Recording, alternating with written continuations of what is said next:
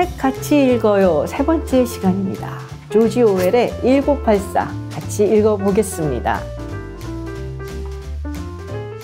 이 1984 하면 정말 대표적으로 안 읽었어도 꼭 읽은 것 같은 책이죠. 디스토피아, 빅브라더, 감시사회, 그러면 끝이네요. 그리고 한 영국의 일간지에서는 읽지 않았는데 읽었다라고 거짓말하는 정말 대표적인 책 중에 하나가 이 1984라고 합니다. 사실 저는 이 1984 그리고 동물농장을 읽기 전에 이 조지 오웰의 또 다른 명작 카탈루니아 찬가를 읽어야 된다라고 생각하는 사람이거든요. 르포르타주 문학이라고 이야기하는 이 카탈루니아 찬가는 조지 오웰이 스페인 내전에 참전했을 당시의 경험을 바탕으로 해서 쓴 글입니다. 당시 스페인 내전 이전과 이후 조지 오웰의 자신에 대한 정체성 그리고 사상의 전환점이 되었다라고도 이야기를 하죠. 스페인 내전은 1936년부터 39년까지 스페인에서 있었던 전쟁입니다. 당시에 공화주의, 자유주의, 사회주의, 마크스주의 그리고 아나키스트까지 모두가 함께 모인 인민전선이 1936년 선거에서 승리를 하게 되죠. 그러자 프랑코 장군이 이끄는 군대가 쿠데타를 일으키게 되고요. 그리고 스페인은 내전으로 휩쓸려가게 됩니다. 이름은 내전이라고 하지만 사실상 국제전이나 마찬가지였죠. 프랑코 장군은 이탈리아 그리고 나치 독일로부터 도움을 받았고요. 그리고 인민전선은 당시 소련 그리고 멕시코로부터 도움을 받았습니다. 그 당시 미국은 아직까지도 외교적으로는 고립주의를 택하고 있던 시기였기 때문에 참전하지 않았죠. 소련이 인민전선을 도와줬다곤 하지만은 글쎄요, 마지못해 도와준 것이지 적극적으로 나선 것은 아니었습니다. 군사자문단을 보내놓고 나서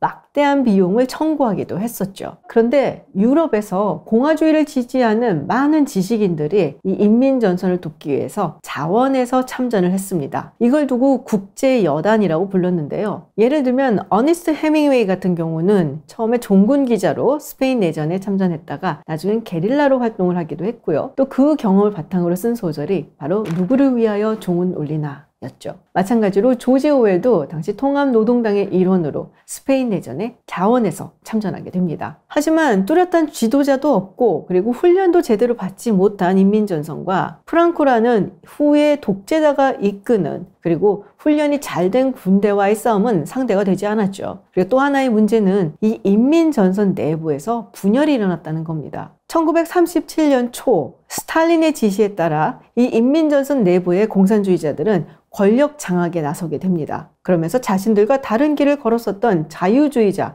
특히 이 무정부주의자들을 닥치는 대로 숙청하고 또 처형하기 시작을 했습니다. 그야말로 전선에서는 오합지졸 병사들은 그리고 후방에서는 권력 투쟁이 벌어지고 있었던 것이죠. 오웰은 처음에 바르셀로나에 도착을 했을 때 그때 느꼈던 평등의 공기 그리고 뜨거운 동지애를 잊을 수 없다라며 굉장히 행복했던 기억이 있습니다. 그리고 전선에 나갔다가 부상을 당해서 다시 6개월 만에 바르셀로나에 돌아왔을 때는 그때와는 매우 다른 상황이 되어 있던 것을 발견하게 됩니다. 이미 후방 바르셀로나는 계급사회가 만들어져 있었고 그 계급의 꼭대기에는 이전의 부르주아가 아니라 공산주의자들이 장악을 하고 있었던 것이죠. 여기에 진절머리를 내다가 자신도 스스로 목숨의 위협을 느끼게 되고 그래서 결국 스페인을 탈출하게 됩니다. 그리고 이 스토리를 담은 것이 카탈루니아 찬가였어요. 내전이 끝나고 얼마 되지 않아서 소련은 독일과 독소 불가침 조약을 맺게 됩니다. 그래서 많은 사회주의자들이 배신감을 느끼게 되는데요. 그래서 조지 오웰은 자신의 스페인 내전에서의 경험 그리고 소련의 전체주의를 비판하는 마음으로 모든 동물은 평등하지만 어떤 동물은 더 평등하다라고 일갈하는 동물농장과 모든 것을 알고 있는 빅브라더의 감시사회가 그려져 있는 1984를 쓰게 됩니다. 소설 속의 세계는 유라시아, 오세아니아, 그리고 동아시아로 갈라져 있죠. 그리고 이 오세아니아는 끊임없이 유라시아와 전쟁을 하고 있습니다. 정말로 전쟁이 일어나고 있는 것인지 아니면 전쟁이 있다고 이야기만 하는 것인지는 모르겠지만 어쨌든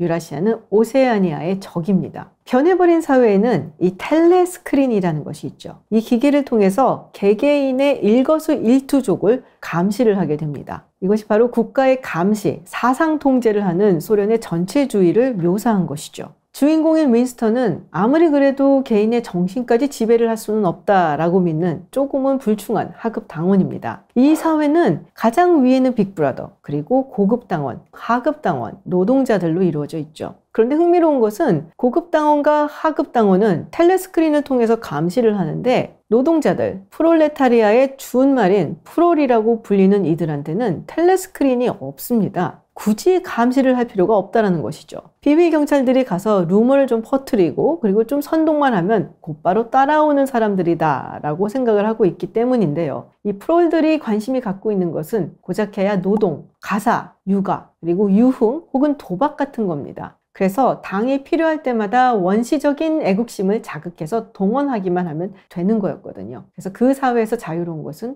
동물과 프롤 뿐이었죠. 이 감시 사회에서 반역을 꿈꾸면서 윈스턴이 시작한 일은 몰래 일기를 쓰는 일이었습니다. 잊어버리지 않기 위해서 그날의 기억을 적어두는 것이죠. 그리고 줄리아라는 여성과 관계를 맺게 되면서 벌어지는 일들이 이 소설의 줄거리입니다. 저는 오웰이 스탈린의 전체주의에 대해서 하고 싶었던 말이 당시 오세아니아의 반역자라고 알려져 있는 골드스타인이 썼다는 과도적 정치체제의 이론과 실체라는 부분이라고 생각을 합니다. 소설에서는 이게 금서로 알려져 있는데요. 예를 들면은 계급투쟁에 있어서 중간계급이 상층계급을 끌어내리기 위해서 하층계급에게 자유와 평등을 이야기를 하고 이용을 해서 결국에 목적을 달성을 하죠. 그러고 난 다음에 하층계급은 다시 한번 이 중간계급에게 버림을 받게 됩니다. 또 이러한 소수들이 자신들의 정치 권력을 공고히 하기 위해서 채택하는 것은 집단주의다라는 이야기도 있고요. 또 쓸데없는 생각을 하지 못하도록 통제하는 방식에는 교육의 질을 낮추는 것도 있습니다. 또 굉장히 흥미롭게 읽었던 부분은 신너 부분이었어요. 뉴스픽이라고 영어로 쓰여져 있는 부분인데요. 새로운 말들을 만들어내고 이전의 말들을 없애는 겁니다. 그리고 전반적으로 단어의 숫자를 줄여나가는 거예요. 그렇게 되면 인간이 상상할 수 있는 사고 능력이 저하가 될 것이고 그리고 사라진 언어들과 함께 우리의 기억도 사라지기 때문이죠. 그리고 결국에 이것은 생각의 자유가 박탈되는 것으로 이어집니다. 여기서 굉장히 유명한 그 구절이 있죠. 사람들이 당의 거짓말을 믿는다면 그리고 모든 기록들이 그렇게 되어 있다면 그 거짓말은 역사가 되고 진실이 되는 것이다. 과거를 지배하는 자는 미래를 지배한다. 현재를 지배하는 자는 과거를 지배한다. 결국 기억을 지배하는 자가 미래를 지배한다 라고 이야기를 할 수 있겠죠. 우리가 가끔 국제정치에서 보는 제노사이드도 그들이 존재했다는 기억조차 다 지워버리는 것이라고 할 수 있죠. 동물농장 그리고 1984의 내용 때문인지 냉전 시기에 이 조지 오웰은 우파 진영에서 자주 인용하는 그런 작가 중에 한 명이었습니다. 그런데 사실 오웰 스스로는 본인을 사회주의자다라고 이야기를 했었죠. 사실 이런 이념적인 구분이 오웰한테 그렇게 중요하지는 않다라는 생각을 합니다. 그가 추구했던 사회주의는 교조적인 사회주의가 아니라 인간적인 사회주의였습니다.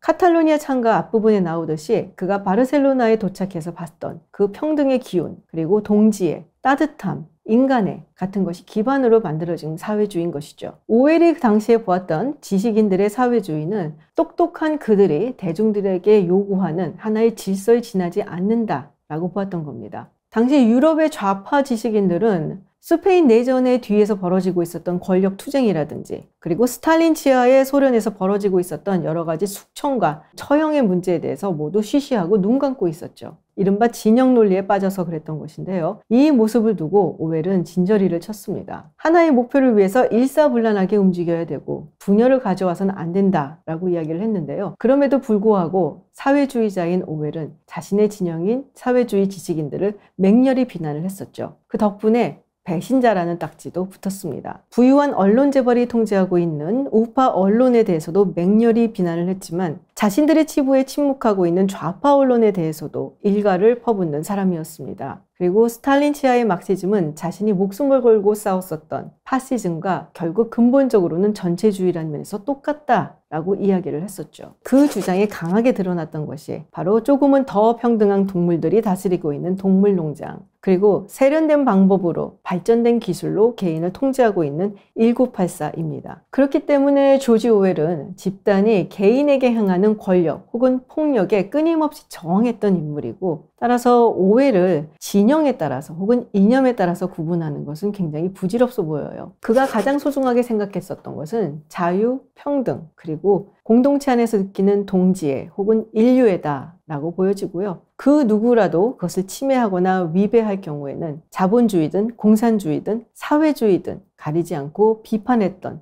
진정한 지식인이었다 라고 볼 수 있죠.